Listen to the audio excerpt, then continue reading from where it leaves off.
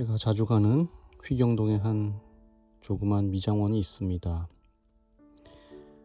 믿기 어려우시겠지만 제 머리는 바리깡으로 그냥 대충 밀어버리는 머리가 아니라 미장원에서 정성스레 긴 시간 다듬어진 머리입니다.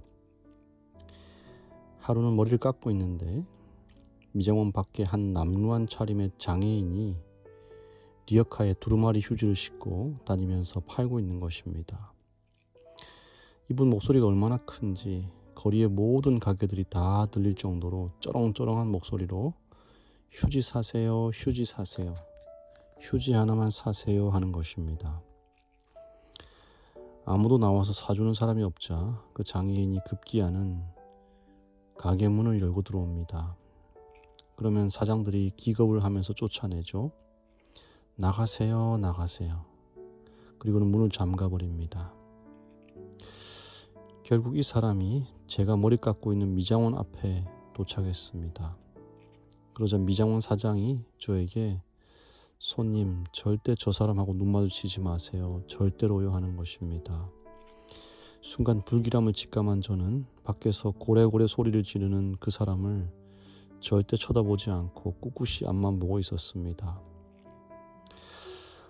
그런데 이 작은 가게에 여사장 혼자 있는 걸 보니 장애인이 가게 바로 앞 길바닥에 무릎을 꿇고는 손을 모으고는 동네가 떠나가라 소리를 지르는 거예요.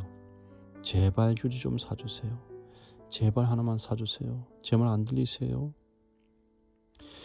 가게 앞에는 차가 다니는 길이었는데 이 사람이 리어카를 대놓고 무릎을 꿇고 있으니까 차가 밀려가지고 저 뒤에까지 그냥 길게 늘어서 있는 것입니다.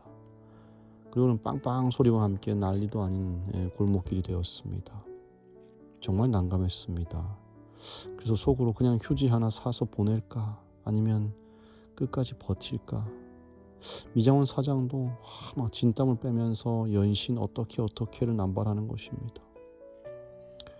그런데 그 순간 어디선가 한 정장 입은 중년 남자가 그 사람에게 뛰어갔습니다.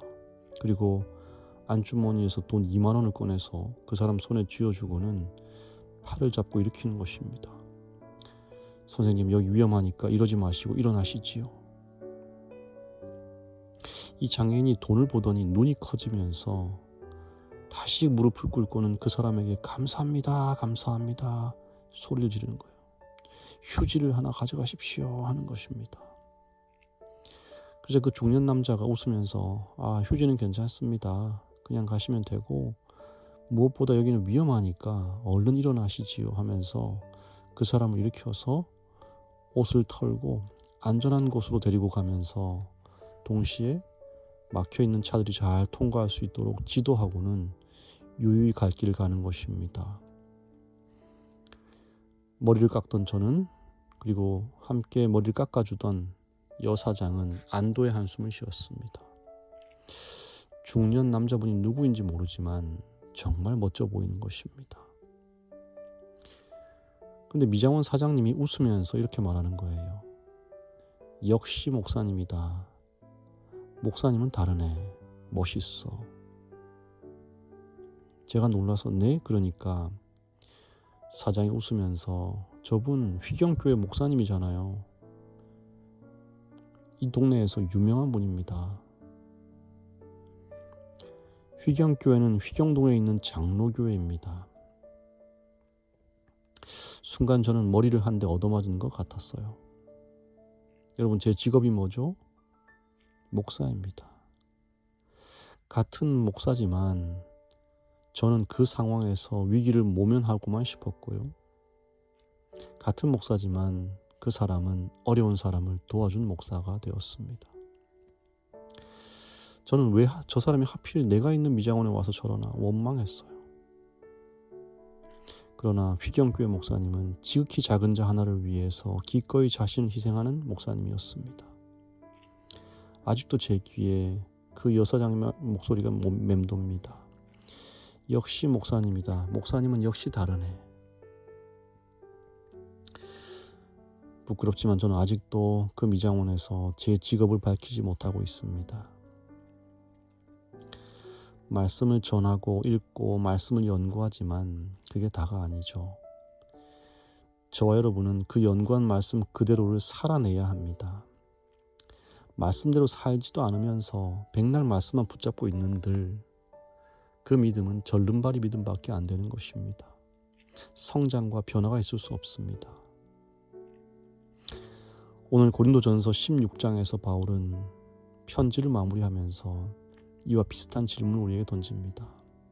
당신은 말씀대로 살아내고 있습니까? 저와 여러분의 일상에서 배운 하나님의 말씀을 녹여내고 있습니까? 16장의 바울은 총 3가지 키워드를 제안하는데요. 첫 번째로 연보, 돈의 문제입니다. 두 번째로 여행 계획, 시간이고요. 세 번째로 문안인사, 관계에 대한 것입니다. 이 돈과 시간과 관계는 우리 일상에서 결코 빠질 수 없는 중요한 부분입니다. 이런 일상의 요소들에서 과연 우리는 말씀을 행하고 있는가에 대해 말하고 있는 것입니다. 하나씩 살펴보면요. 1절부터 4절은 예루살렘 성도들을 돕기 위한 연보에 대한 말씀이에요. 2절에 보시면 매주 첫날에 너희 각 사람이 수입에 따라 모아두어서 형제를 돕기 위한 연보를 매주 첫날에 수입에 맞게 따로 떼어놓으라는 것입니다. 이 말씀에서 바울은요. 어떤 충동적이고 감정에 의한 어떤 일회성의 소비나 헌금을 하기보다는 정기적이고 늘 준비된 마치 하나의 생활 리듬으로 된 연보를 드리라고 말하고 있는 것입니다. 생활 습관이 된 연보죠. 주님께 드리고 형제를 돕기 위한 돈은 언제나 습관처럼 일상에서 구별하라는 것입니다. 여러분, 제가 만약 미리 형제를 위한 연보를 떼어두었더라면 미장원에 그 장애인이 나타났을 때 당연히 그 연보를 드렸을 것입니다. 휴지 하나를 샀을 것입니다. 그래서 그런지 이 말씀이 저를 더욱 반성하게 만들고 있습니다. 저와 여러분의 지갑, 통장, 가계부에 있어서 주님을 향한 사랑과 형제를 위한 넉넉한 마음이 억지로 내는 마음이 아닌 지극히 자연스럽고 일상적인 생활의 습관처럼 드려지게 되기를 간절히 바랍니다. 5절부터 있는 말씀은 우리가 시간을 어떻게 사용해야 할지를 말씀합니다.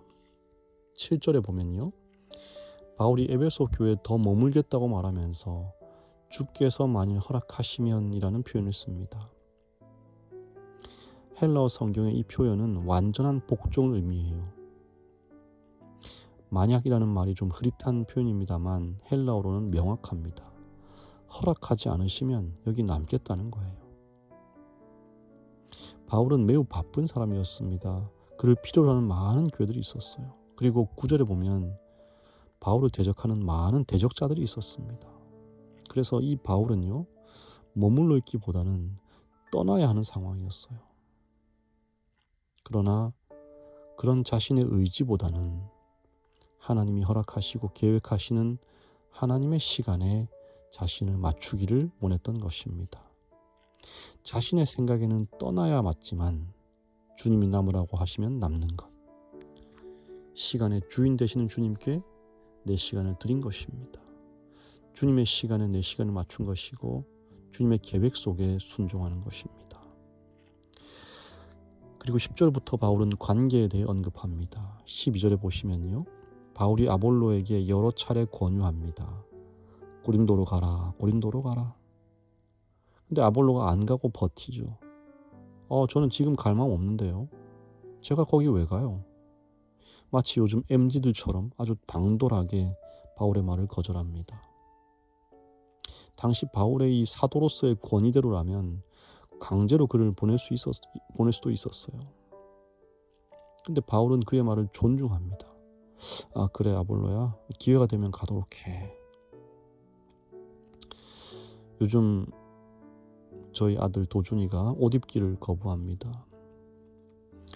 안식일 아침에 교회를 가야 되는데 옷을 안 입어요. 주장이 생기고 자기 의사를 강하게 피력하기 시작해요.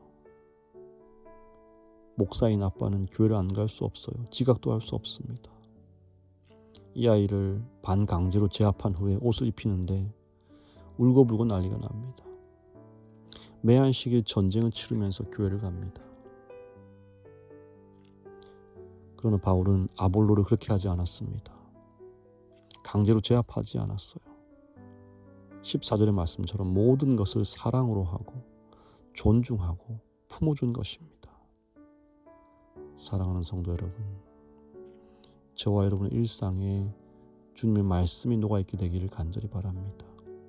우리의 지갑과 우리의 시계와 우리의 관계 속에서 우리 주님의 율법이 성취되기를 간절히 바랍니다. 율법이 담고 있는 바 하나님에 대한 사랑과 형제에 대한 사랑, 우리 한번 기도하는 마음으로 우리 삶에 실천해 보면 정말 좋겠습니다. 기도하겠습니다. 하늘에 계시는 우리들의 하나님 아버지, 말씀대로 살려고 다짐하고 결심하지만 자주 그것을 기억하지 못하고 자기 소견에 옳은 대로 행하고 있는 나 자신을 발견하게 됩니다. 주님께 붙어있지 못하고 연약한 생명력을 가진 채로 성장 없는 시간만 보내고 있는 것은 아닌지 때론 걱정과 염려가 됩니다. 주님, 우리 삶에 임재하여 주셔서 말씀과 삶의 괴리 속에 함께하여 주셔서 주님을 믿는다면 마땅히 그 믿음대로 살아내고 주님의 말씀을 읽는다면 마땅히 그 말씀대로 살아내는 우리 모두가 되게 하여 주시옵소서. 주님, 박규태 어린이와 함께 하여 주시옵소서. 이제 6학년이 되어서 신앙과 진학에 대한 깊은 고민을 하게 될 때에 우리 주님 늘 그 마음의 중심을 잡아주시고 무엇보다 먼저 되어야 하는 것이 모든 것에 있어서 주님의 영광을 위한 일이 되어야 한다는 것을 늘 마음에 새기는 주님의 어린이 되게 하여 주시옵소서. 예수님의 이름으로 기도합니다. 아멘.